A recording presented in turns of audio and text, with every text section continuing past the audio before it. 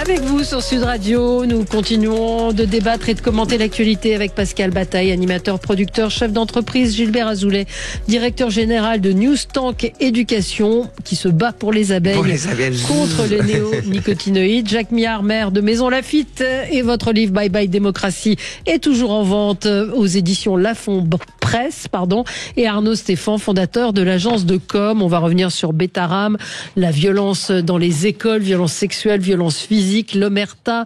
La question revient, est-ce que François Bayrou pouvait l'ignorer? On peut quand même reposer la question. On parlait de Boualem Samsal, on va parler de beaucoup de choses avec vous. On continue avec notre tour de table. Arnaud, vous, c'est un coup de gueule.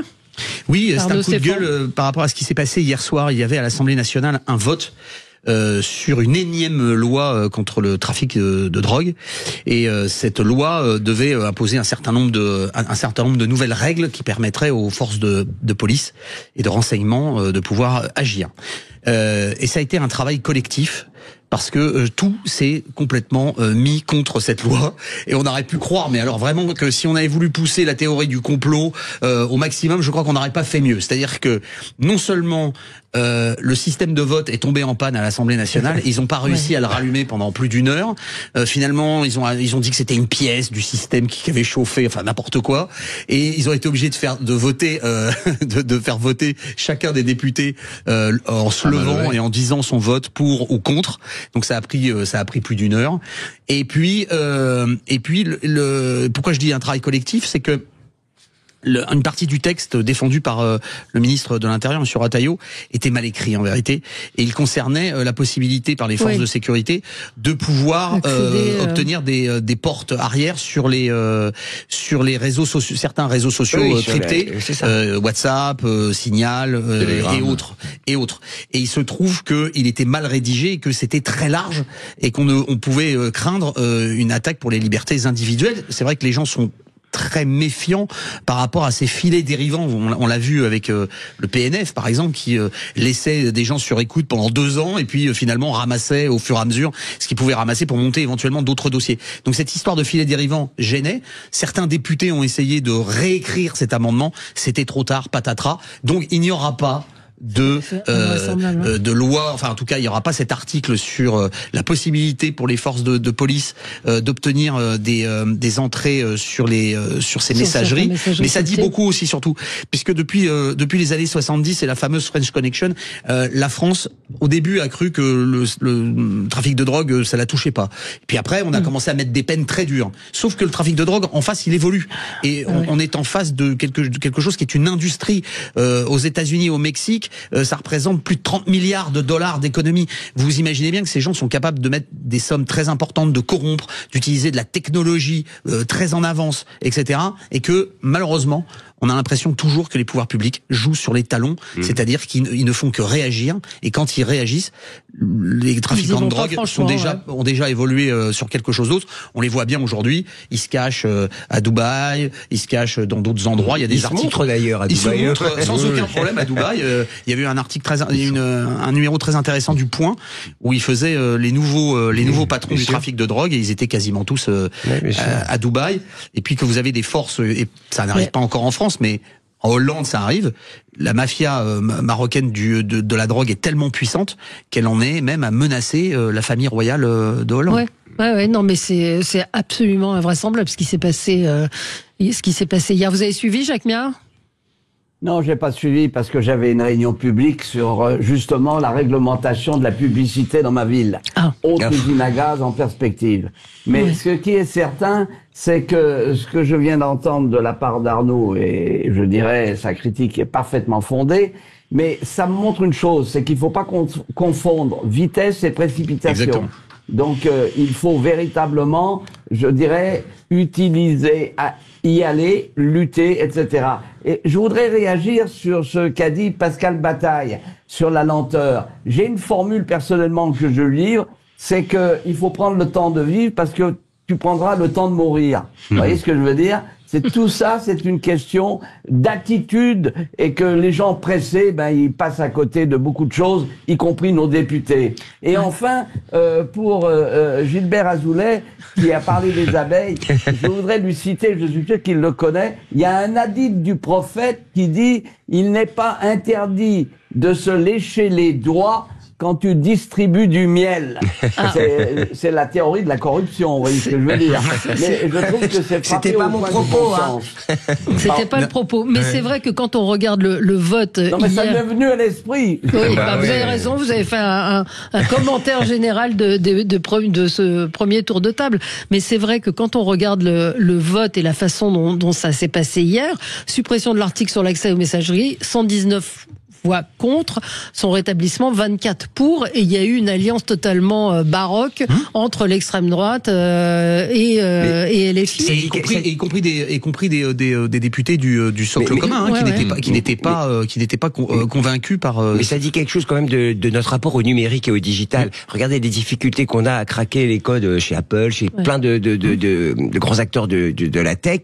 Ça veut dire qu'on maîtrise mal encore ces sujets, parce que je suis convaincu que si on expliquait un peu plus simplement et qu'on avait préparé le texte, parce que je rappelle qu'aussi Retailleau, quand il était au Sénat, la loi sur les OQTF, c'était à cause d'un texte qu'il avait refusé, puisqu'un magistrat m'avait expliqué, Monsieur Retailleau peut dire oui, les OQTF, ok, mais c'est un texte qu'il avait à l'époque voté qui empêchait justement de les renvoyer véritablement. Bref, tout ça pour dire que on a un vrai problème avec ces sujets digitaux qu'on maîtrise mal en réalité, et c'est un vrai sujet, et que la précipitation, c'est que comme on comprend pas vraiment la tech,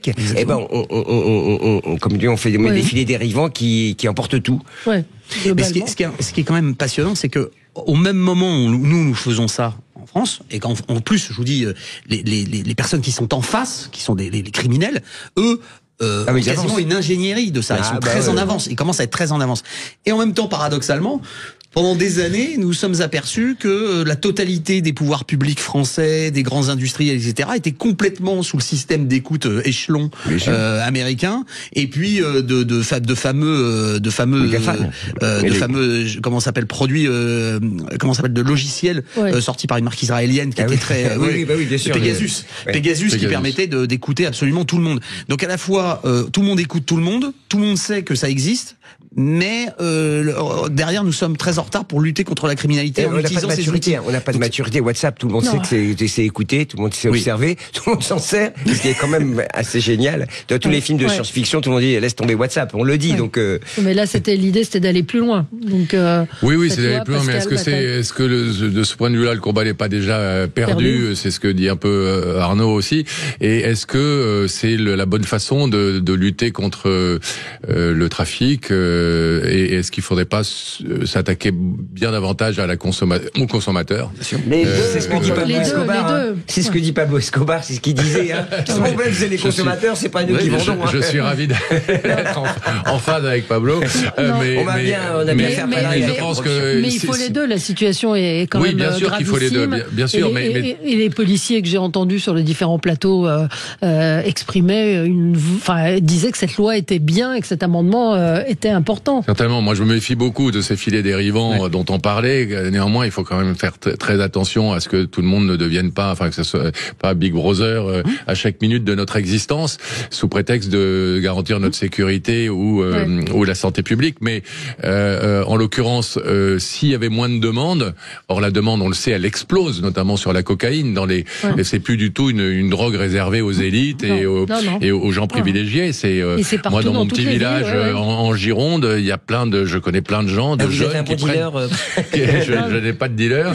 Moi, je ne prends pas de drogue, mais je connais plein de gens. Enfin, la cocaïne circule à des prix qui sont tellement abordables que ça devient effectivement hyper tentant. Donc, si la demande se tarit, évidemment, les dealers et les trafiquants auront quand même moins d'opportunités. S'il n'y a pas de demande, il n'y a pas d'offre. Jacques, vous disiez, Jacques Mia. Je suis d'accord avec ce que vient de dire Pascal.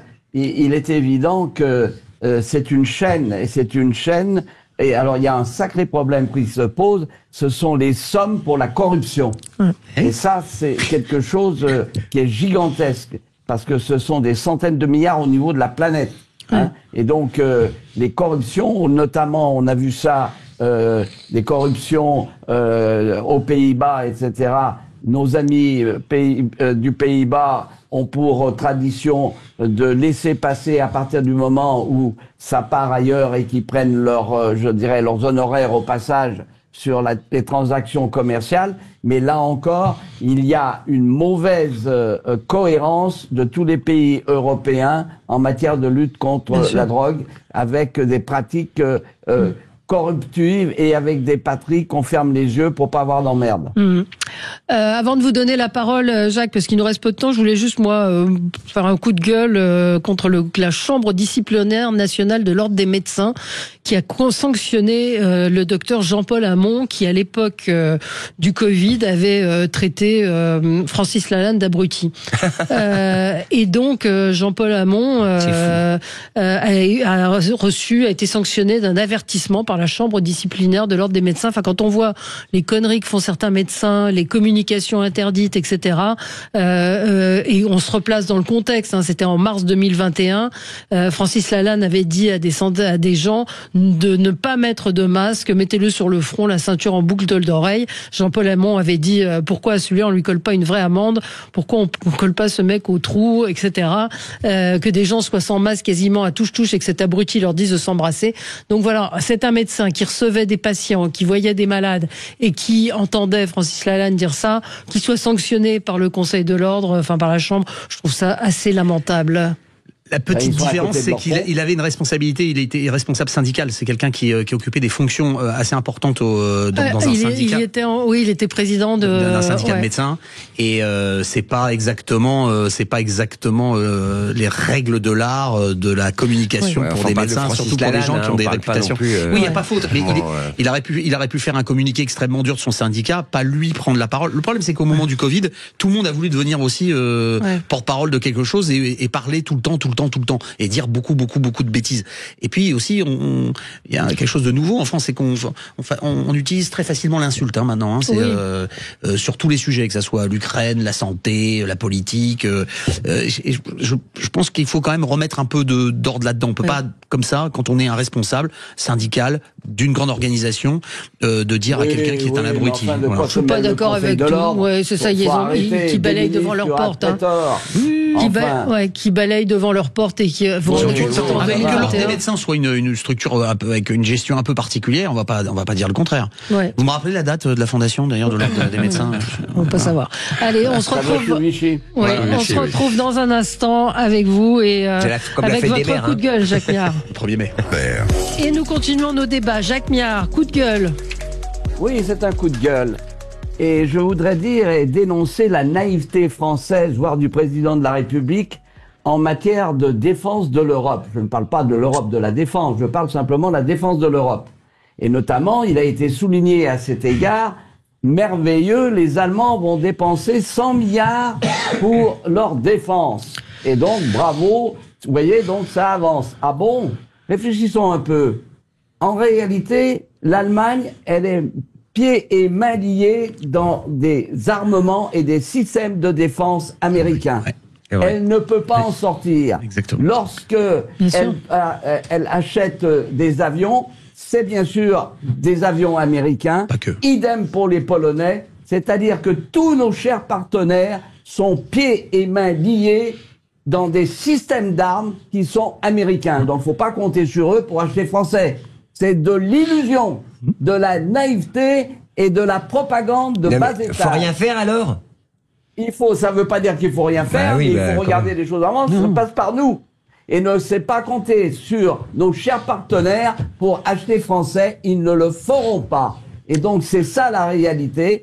Et il faut que nous, bien sûr, nous continuions à nous armer. Alors il y a des techniques pour trouver des financements. C'est revenir à ce qui a été la fortune de la 4e et du début de la 5e jusqu'à Maastricht. Ce sont des avances des banques centrales au Trésor pour l'investissement. Et si vous ne faites pas, il n'y a aucune solution à la dette française dans les carcans des traités européens. Ouvrez les yeux, ne soyez plus naïfs. Mais on est naïf à ce point-là ? Sur l'armement, oui. Oui. Tous les systèmes d'armement, faut que nos auditeurs comprennent. Pour faciliter les systèmes de défense, nous avons accepté un certain nombre de normes qui sont toutes les normes européennes. La plus simple, c'est le calibre de nos armes. Aujourd'hui, c'est le 5,56 pour les armes, les fusils mitrailleurs, etc. C'est du 5,56. Voilà, on est tous sur du 5,56. Les Russes, eux, ont d'autres, par exemple, calibres, que justement ne correspondent pas et ne sont pas adaptables sur les armes. Alors maintenant, ils sont malins, ils ont créé des trucs qui peuvent rentrer dans les armes de l'OTAN. Bref. Mais on a aussi tout un système qui est complètement intégré. Jacques a totalement raison. Totalement intégré au système d'armes et de commandement de l'OTAN. Et qui commande à l'OTAN? Américains. Ce sont les Américains. Voilà. C'est ceux qui commandent. Je veux dire, aujourd'hui, on avait fait le compte, il y a 2 semaines, quand on s'était vu, on avait fait le compte du nombre de satellites que possédait l'Europe. C'est 20 en termes de défense. Les Américains, c'est 200. Les Russes, c'est 120, les Chinois, c'est 150. Et sur les 20 Européens, il y en a 4 Anglais, mais qui appartiennent au système américain de Five Eyes, et on peut pas utiliser sans que les Américains nous autorisent. Donc c'est extrêmement compliqué. Et aujourd'hui, tous les systèmes de commandement, etc., de vol et tout, c'est intégré au SHAPE et aux différents commandements de l'OTAN. Et puis l'Allemagne, nos amis allemands ont un problème, c'est c'est le pays d'Europe où il y a le plus de bases de l'OTAN, qui sont des bases américaines, qui sont en plus avec des critères d'extraterritorialité, comme la base de... Si je puis me permettre, ils sont dépendants, on est dépendants, évidemment, mais moi, ce que je relève, j'en ai discuté avec certains entrepreneurs qui me disent 100 milliards sur la table de la part des Allemands, ça va donner un souffle à l'Europe. Puis je rappelle que l'Allemagne est endettée à 60% versus 110% chez nous. Donc ça crée quand même une sorte d'aspiration en termes de business. Américains. Laissez-moi parler. Ce que je veux dire, c'est qu'ils avaient tort. Mais j'ai peut-être tort, mais vous avez peut-être tort aussi, et j'ai peut-être raison. Ce que je veux dire, c'est qu'on peut twister les choses. Moi, je fais confiance à des gens qui disent, on va investir, on peut changer les choses. Parce que si vous dites qu'on est cornaqué avec les Américains, et t'as raison, sur le plan technique, on est cornaqué. Il faut faire évoluer les choses. Et la chance peut-être avec le digital, c'est qu'on peut faire évoluer les choses plus rapidement. En tout cas, il y a une vraie ambition. Il y a un plan. Vous aviez critiqué le plan à 800 milliards la dernière fois, Monsieur Miard, quand on était ensemble. Mais n'empêche il faut essayer de orienter les choses, parce que sinon on fait rien. Mais est-ce que la logique n'est pas celle que dit Jacques Miard, c'est-à-dire que ils iront acheter américain? Les Polonais, ils n'ont jamais acheté un avion européen. Oui, mais je pense que... Alors Pascal, et puis après je vous redonne la parole. Alors. Allez-y, Jacques. Je vais prendre cher, là, attention. Allez-y, Jacques. Non, mais c'est. Allez-y, Jacques. Essayez de se mettre d'accord. Gilbert, ce qu'il faut savoir, c'est que nos amis, nos alliés, sont totalement dans des systèmes d'armes, parce que c'est pas simplement, je dirais, un avion, c'est un ensemble de connexions qui ramènent aux États-Unis. Et ils ne peuvent pas en sortir, sinon ils sont à poil. Et je voudrais ajouter une chose, contrairement à ce qu'on raconte, jamais les Américains ne quitteront l'OTAN. Pourquoi ? Parce que l'OTAN, c'est la première organisation politique de mainmise sur les Européens. Point barre. Mais alors mais enfin, on est des critiques en matière d'armement. Ça cartonne. Plusieurs choses. Je suis d'accord avec l'analyse de Jacques et d'Arnaud à court terme. C'est de la poudre aux yeux, sans mauvais jeu de mots, ce qu'on nous fait là. Et on est en train de nous balader dans les grandes largeurs. Effectivement. Néanmoins, là où je rejoins Gilbert, c'est que je pense que s'il y a une vertu de ce qui se passe aujourd'hui, c'est quand même d'essayer de cimenter l'Europe davantage et que effectivement travailler sur une Europe de la défense. Ça ne sera que du moyen ou long terme, et on nous dit n'importe quoi en nous faisant croire que c'est du court terme, mais à moyen et long terme, je pense que c'est une bonne chose. La troisième chose que je voulais dire, c'est que moi je suis absolument effaré quand même, et j'ai l'impression que ça ne choque personne de voir que on est aujourd'hui tous devenus des va-t-en-guerre, et que on y va royalement tous à mettre les uniformes et à retour du service militaire, et à prendre les fusils à l'épaule, alors que si on se pose vraiment la question, à quoi est due la situation aujourd'hui à laquelle on est obligé de faire face en investissant des milliards d'euros dans des systèmes de défense? C'est simplement 2 individus. Il s'appelle Donald Trump et Vladimir Poutine, et que je pense qu'on consacrerait le centième de tous ces milliards à essayer juste de déstabiliser ces 2 individus comme ils le font en permanence en s'immisçant dans nos élections en Europe et dans nos systèmes politiques. Si on essayait juste de faire en sorte qu'on n'ait plus Donald Trump d'un côté et plus Vladimir Poutine de l'autre à la tête de ces 2 pays, je pense que la situation elle redeviendrait très certainement beaucoup plus calme et beaucoup plus posé, et qu'on n'aurait pas forcément ils ont essayé, à se dire qu'on va partir en guerre. L'élection américaine, ils ont quand même essayé, quand même. Ils ont pas été très bons, mais ils ont quand même, on n'a vraiment pas été bons. Oui, échec total. Ils ont pas été très bons, mais je veux dire, la totalité des médias aux États-Unis, je veux dire, vraiment la totalité des médias était contre Trump. Vous avez vu De Niro quand il est arrivé au Golden Globe, De Niro qui a fait son entrée sur. Bien sûr. Aujourd'hui, la situation, c'est quand même Trump et Poutine qui l'a créé, très clairement. On a deux individus qui sont des fous furieux l'un comme l'autre et qui sont en train de mettre la planète à feu et à sang. Elle était déjà à feu et à sang. Mais sauf qu'on y est, donc il faut bien moi, réagir. je conteste le fait de ne rien faire. C'est ça que je veux dire. Je comprends. Si tu dis les Américains sont là, je plie les boules. Mais alors Jacques Miard, ce que les Français comprennent pas, c'est qu'on leur demande un effort de guerre alors qu'il n'y a rien qui fonctionne. C'est à nous effectivement de poursuivre nos efforts de défense. Ça, je suis d'accord, parce qu'on était à poil avec les fameux dividendes de la paix, qui était une ânerie monumentale. Moi, j'y ai jamais cru. Et puis, je voudrais quand même dire une chose, c'est qu'il n'y a de politique qu'à long terme, mais il ne faut jamais oublier qu'en tout état de cause, ça ne tient pas simplement à Poutine ou à Trump. Il y a dans les deux côtés, il y a les États profonds. Et les États profonds gouvernent. Et en tout état de cause, chez les Américains, n'oubliez jamais que c'est les premiers qui sont venus, je dirais, espionner le site notamment de l'Élysée. Et quand le directeur du renseignement est passé aux États-Unis pour dire on sait que c'est vous, l'Américain lui a répondu bienvenue au club. Donc il faut bien voir une chose, c'est que les États n'ont pas d'amis et que nous devons reconstruire notre souveraineté. C'est ça le problème, et pas penser aux utopies. Allez, petite pause et on se retrouve dans un instant avec vous sur Sud. Alors, on a plusieurs sujets, peut-être celui de Boualem Sansal avec l'expression un peu étonnante d'Emmanuel Macron hier soir. Je vous propose de l'écouter lorsqu'il parle du président Tebboune. Notre souhait, c'est que Boualem Sansal puisse être soigné, libéré et aller là où il veut aller. Et donc, s'il souhaite quitter l'Algérie, la quitter.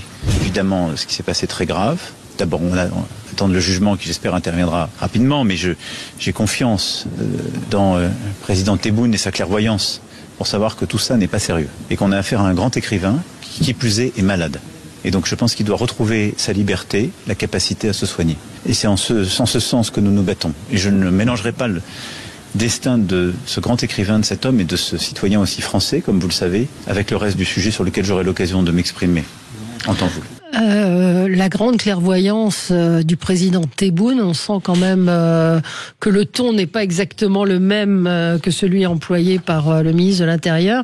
Et ce matin, le recteur de la Grande Mosquée de Paris affirme que Emmanuel Macron voudrait rapidement renouer le dialogue. Il dit le président Macron appelle toujours le président mon frère Abdelmajid, qui lui témoigne beaucoup de respect. Le président Tebboune ne fait que défendre les intérêts de son pays. Il se retrouve lui aussi dans une situation compliquée, etc., etc., etc. Mais la grande clairvoyance, quand on a un homme qui a été hier, qui a comparu et pour lequel le procureur a requis 10 ans de prison, je sais pas où est la grande clairvoyance. Je vous ai vu, Jacques Miard, hausser les sourcils. Écoutez, moi je suis sidéré parce que bon, faut savoir que dans les relations franco-algériennes, Macron a mis de l'eau sur le feu, a dit à plusieurs reprises que la France avait commis des crimes contre l'humanité. Bien sûr, les Algériens ont sauté là-dessus parce qu'ils sont dans une situation extrêmement difficile vis-à-vis de leur peuple. Et de parler de grande clairvoyance, il me fait penser tout simplement aux condamnés de Calais qui, la cour de coups, vont supplier, n'est-ce pas, le roi d'Angleterre. C'est lamentable d'entendre ça. Et je peux vous dire une chose, c'est connaissant effectivement les Algériens, jamais ils vont le relever et vont dire Macron a raison. Ils vont continuer je dirais, à aller dans les surenchères. Il aurait mieux fait de se taire. Mais oui, mais est-ce qu'il n'y a pas une forme de volonté d'apaisement de la part des... Enfin, il baisse son froc, enfin, clairement. Oui, il n'y a pas d'apaisement. Bien sûr, il baisse son froc, mais il ne peut pas y avoir d'apaisement avec je dirais, un régime qui a pour axiome de base de casser du français à longueur de temps. C'est tout. Et il faut pas aller chercher plus loin. Mais ils ont que ça comme à tout. Il va faire qu'aggraver les choses. Oui. Moi, j'ai plutôt envie de voir. Excusez-moi, comme Macron, il a toujours eu l'habitude de faire des choses un peu au second degré. Vous voyez, donc je le vois en disant la clairvoyance, façon un peu de se moquer du président. Enfin, j'espère qu'il va pas délirer comme ça encore longtemps. C'est comme ça que je l'ai entendu. Alors vous allez me dire, c'est vrai qu'il a changé de ton, qu'il appelle un peu à la clairvoyance. Ouais, mais moi je le vois comme il dit, c'est tellement abracadabrantesque. J'espère qu'il va réfléchir 2 minutes. C'est un peu comme ça que je l'ai entendu. Connaissant Emmanuel Macron, il est capable de ces pirouettes. C'est quoi l'objectif? On va envoyer les équipes de psychologues pour discuter avec nos amis algériens. On n'en est pas là. Non, mais on en est à un rapport de force. Le rapport de force, nous refusons le rapport de force. Or, en diplomatie, comme en business, comme en plein de choses, et le rapport de force existe. Nous avons des leviers pour. Oui, mais on les utilise pas. Pourquoi on les utilise pas? On en parlait avant l'émission, toi et moi, Arnaud. Et la question est aussi ça, c'est-à-dire est-ce qu'on a les moyens? Bruno Retailleau fait des roulements de tambour, etc., très belliqueux. Il est en campagne. Résultat, Boualem Sansal on requiert 10 ans contre lui. Enfin, plus on a l'impression que plus Retailleau et Darmanin ouvrent leur bouche, plus le régime algérien durcit le ton aussi. Alors, où on a les moyens d'être effectivement dur, mais dans ce cas, pourquoi on les utilise pas? La problématique des visas, effectivement, des problématiques financières des leviers financiers qu'on pourrait certainement actionner. Mais si on les utilise pas, c'est peut-être qu'il y a un souci, c'est peut-être qu'on n'est pas en mesure de les utiliser. Et dans ce cas, est-ce qu'il vaut pas mieux reconnaître qu'on n'a plus les moyens d'imposer quoi que ce soit à l'Algérie, et dans ce cas-là, essayer de renouer le dialogue? C'est dur, c'est dur ce que tu dis. Mais oui, mais il y a peut-être un problème d'approvisionnement en matières premières aussi. Si je veux. Non, je crois qu'on n'utilise plus beaucoup le gaz algérien. Non. Mais ce qui est marrant, c'est qu'on est aussi dans une question d'atmosphère. Pourquoi je dis ça?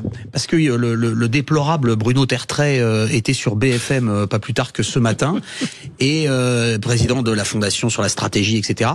Et il expliquait, alors très bizarre, lui aussi, changement de ton, vraiment. Alors là, attention, prenons les pincettes. Il parlait de la sensibilité du dossier. Pardon?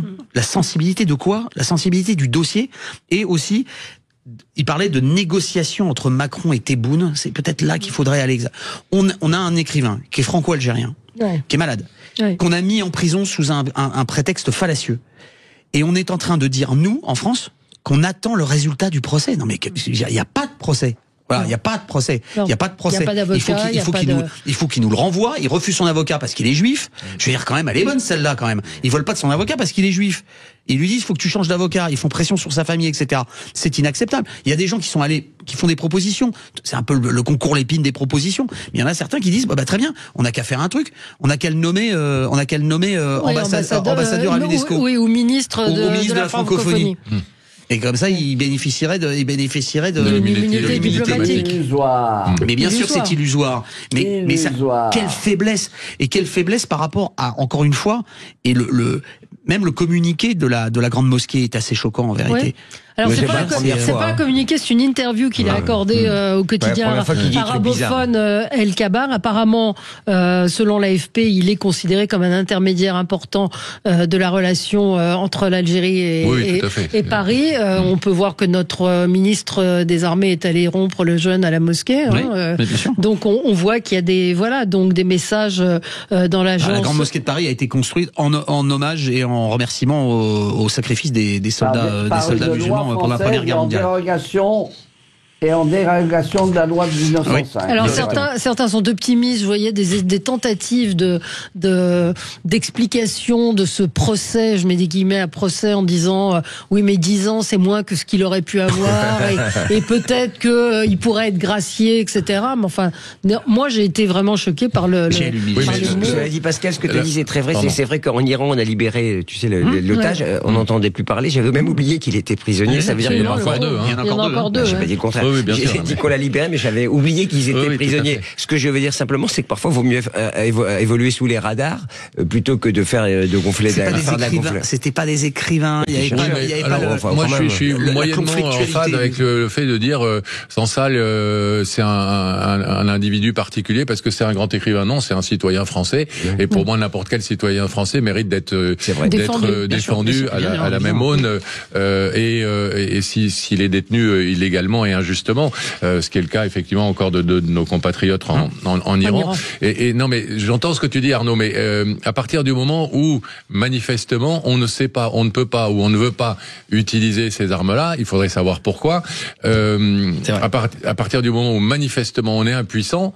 Et on est en train de se faire virer à coups de pompe de tous les pays d'Afrique de toute façon. Alors à part le Maroc qui on a pu renouer grâce au Sahara occidental, mais on est en train de se faire foutre dehors. Et est-ce qu'il faut pas reconnaître et admettre que la France n'a plus le poids diplomatique? Le Barésien que je suis n'arrive pas à entendre ce genre de choses. Mais Jacques Méhard. Oui, je voudrais dire une chose. En réalité, pourquoi je condamne ce qu'a dit Macron?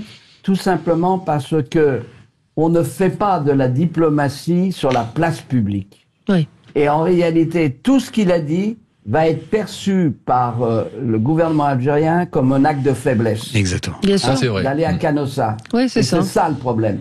Quand on fait de la diplomatie, effectivement, on traite pas ça sur la place publique et on agit de manière intelligente par une diplomatie parfois secrète. Oui. Mais aujourd'hui, tout ce qui a été dit par Macron va être pris comme un acte de faiblesse et va faire monter la surenchère des Algériens. On verra.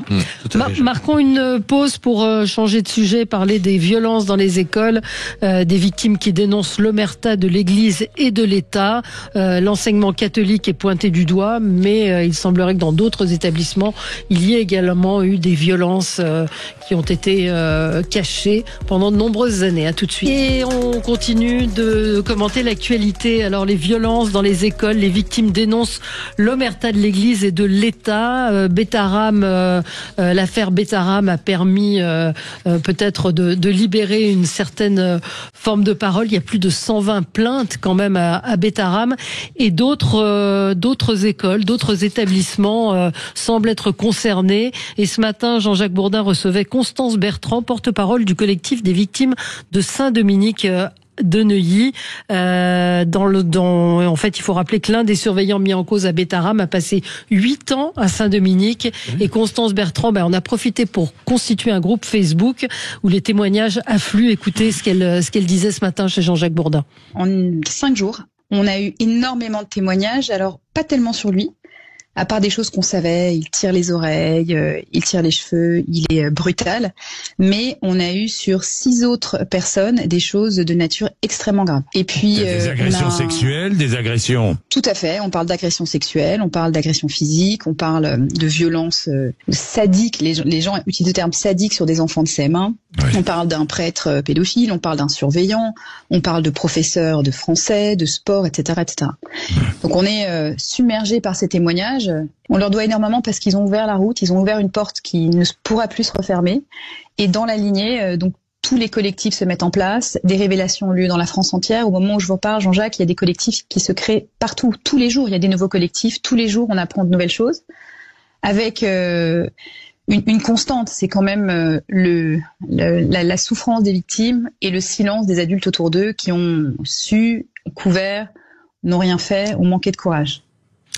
Ouais, c'est terrifiant. J'ai entendu des extraits de la commission d'enquête hier avec des témoignages terribles et des gens qui n'osent toujours pas parler et qui disent, et pour ceux qui parlent, que leur vie a été bousillée par cette affaire, par ces affaires. Ça vous évoque quoi, Arnaud Stéphane? Vous êtes l'horreur la plus totale. Mais ce silence, cette chape de plomb sur des enfants qui n'ont pas osé parler à leurs parents, des parents qui n'ont pas cru leurs enfants, des enseignants qui n'ont pas été inquiétés alors que tout le monde savait. Bien sûr. Mais je vais vous évoquer un souvenir personnel. J'ai fait mon service militaire dans un régiment d'élite, dans un régiment parachutiste. Et quand je suis arrivé au régiment, un gars que je connaissais me dit surtout ne va pas au 3e escadron. Et il se trouve que tout le monde savait qu'il y avait des agressions physiques et des agressions sexuelles sur des appelés dans cet escadron. Tout le monde s'est tu. Il a fallu qu'un garçon déserte soit arrêté par la gendarmerie comme déserteur et qu'un gendarme, sentant qu'il y avait quand même quelque chose, l'interroge et découvre ce qui se passait et que c'était depuis des années. et qu'il a fallu une enquête. Vous retrouvez les articles dans Le Monde, et ça se passait à Tarbes, pour être tout à fait précis. Il y a 2 régiments à Tarbes, donc comme ça je donne pas le nom du régiment, mais que évidemment tout le monde savait. Moi, j'arrive au régiment, les gens savaient déjà. Et l'affaire est sortie 8 ou 9 mois plus tard. Donc pendant 9 mois, il y a des gens qui ont été victimes de ces sévices. Et imaginez dans l'enseignement, qu'il soit privé ou public. Mais je suis très marqué. Là, je connaissais pas cette affaire Saint-Dominique. Ça me touche parce que j'ai grandi à Neuilly-sur-Seine. C'est un établissement qui était connu. On avait tous nos petites copines, nos sœurs, les machins qui étaient à Saint-Dominique. Oui, absolument. De toute façon, il y a un marqueur de la société. Moi, je revois les images d'apostrophe avec Pivot, Goguenard qui dit à Matzneff ou qui dit à Polanski, vous aimez les jeunes filles. Et ça le faisait marrer, quoi. Il y avait pas de. Il a fallu que le Bombardier, l'auteur canadien, dise mais qu'est-ce que vous faites? Mais à l'époque, on était à une heure de grande écoute, on rigolait de ces. Pardon? Cohn-Bendit aussi. Oui, mais Cohn-Bendit, on va pas tous les lister. C'est apostrophe. Et puis surtout, il en a parlé dans un bouquin, ce qui est quand même plus grave. Et ou Frédéric Mitterrand. Donc c'est tout ça qui dit que la société à l'époque a fermé les yeux et voyait, alors chez les séducteurs comme Polanski ou Matzneff, plutôt quelque chose de séduisant, et c'est quand même terrible. Et c'est vrai qu'aujourd'hui, on ne peut plus supporter ça. On ne peut plus. Alors Jacques Miard, vous avez en tant que maire, vous avez eu eu affaire dans certains établissements de votre commune à des plaintes. Heureusement, et je crois que l'attitude à avoir, c'est immédiatement d'agir dès que l'on a des indices ou des interrogations. Et donc, il est clair que vous pouvez avoir des gens qui ont des attitudes à l'égard d'enfants particulièrement interrogatives, on va dire, et il faut agir immédiatement. Il faut rien laisser passer. Et donc, dans un certain... Alors, il faut le savoir. Et là, il faut que effectivement, comme l'a dit Arnaud, il faut avoir le courage de parler et de rendre public des choses qui ont été mises sous le boisseau. Et il est urgent que du côté de l'enseignement catholique, qu'on mette les choses, je dirais, en lumière et qu'on agisse. Alors, je vais vous raconter une histoire personnelle aussi, d'une personne que je connais qui avait mis son petit garçon à l'école dans un établissement catholique à Aix-en-Provence. C'était l'année dernière, au mois de septembre, petit garçon en section de maternelle qui... rentre en pleurant, la maman le trouve prostré, rentre en pleurant, elle ne comprend pas, il arrête pas de pleurer et elle lui dit qu'est-ce qu'il y a? Il dit le monsieur m'a fait mal aux zizi. Donc panique totale, rendez-vous à l'école, mais non, mais comment, il n'y a pas de monsieur? Bah si, il y avait des messieurs qui sont venus faire il y avait des prêtres ce jour-là à l'école, plein de déposés à ce jour, nous sommes le 21 mars, ça fait 1 an et demi, aucun retour. Établissement catholique à Aix-en-Provence, un petit garçon de 3 ans. Donc vous dites, il faut parler, il faut déposer des plaintes, il n'y a pas de retour de la justice, il n'y a pas de retour de la police, il y a eu une mini-enquête qui a dit oui mais non, c'est pas possible parce que les toilettes sont à l'autre bout, mais il n'y a pas de retour, ça fait 1 an et demi. Établissement catholique à Aix-en-Provence, je rappelle. Mais moi, on assiste au MeToo en fait de l'enseignement privé en ce moment. Comme nous, on a dans les médias pendant des années été complices silencieux de tas d'abus qu'on connaissait. On savait qu'il y avait.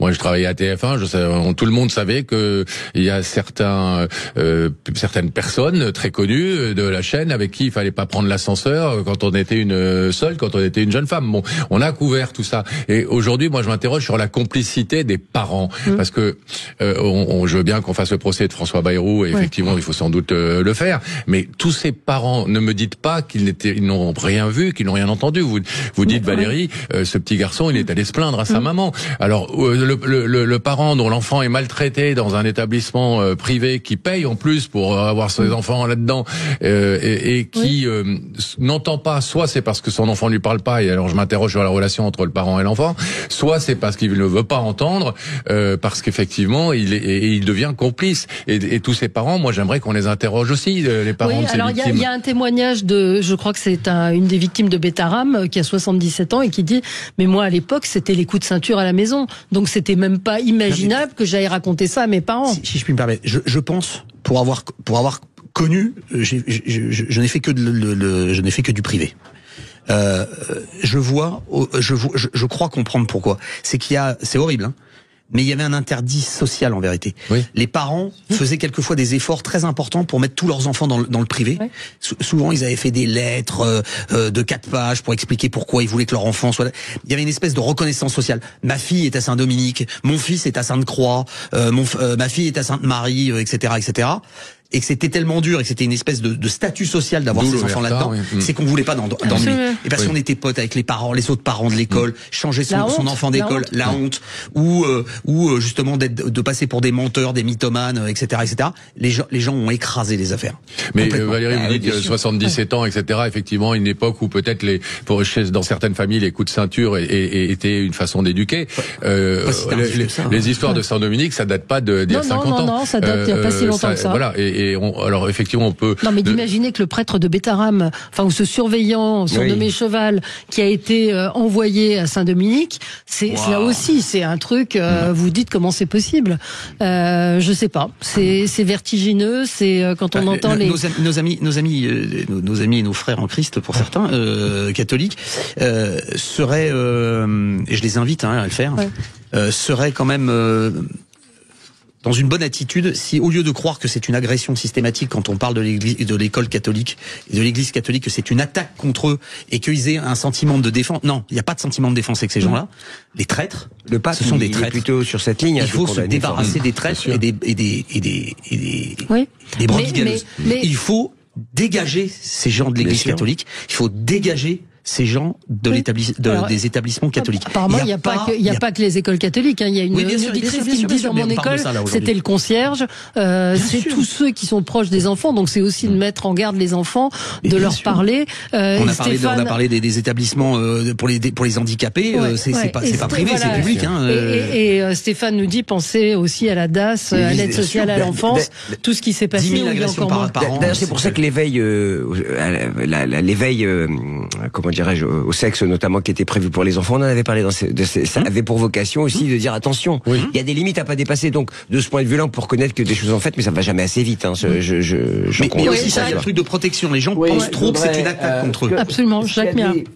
Oui, ce qu'a dit Arnaud me paraît vrai, parce que moi je constate que dans les églises, dans les écoles catholiques et ça, nous avons très forte demande des parents pour y mettre leurs enfants. Oui. Et parfois, on me demande, est-ce que vous pouvez pas en parler à la directrice ou au directeur, etc. Ce qui est certain, et ça je le tiens également de prêtre, c'est que, je dirais, l'Église française doit faire le ménage. Et elle doit être extrêmement sévère parce que elle traverse un cap très difficile aujourd'hui. Moi, j'en parle parce que je suis un mécréant. Et je peux dire que, par ailleurs, elle doit faire cette discipline, cette police pour, passer ses lois. Et elle doit regarder la réalité en face. Et ça, c'est pas moi qui le dis. C'est un curé que je connais qui me l'a dit expressément en disant « on a trop tardé ». Oui, on a trop tardé et encore une fois, si vous écoutez les témoignages lors de la commission d'enquête, c'est effroyable et le problème c'est qu'il y a beaucoup de ces agressions qui sont prescrites. Néanmoins, ça permettra peut-être de faire circuler la parole, de dire aux parents que les parents parlent à leurs enfants. François me dit, animateur de centre aéré pour jeunes, il y a une gamine de 13 ans qui a été ploutée par un animateur quand j'y étais, on était ados. Oui, c'est difficile, c'est des pratiques qui doivent changer. Voilà. Pas grand-chose de plus à dire. Merci à vous, merci à tous les quatre. Très bon week-end et à lundi. Merci. Au revoir.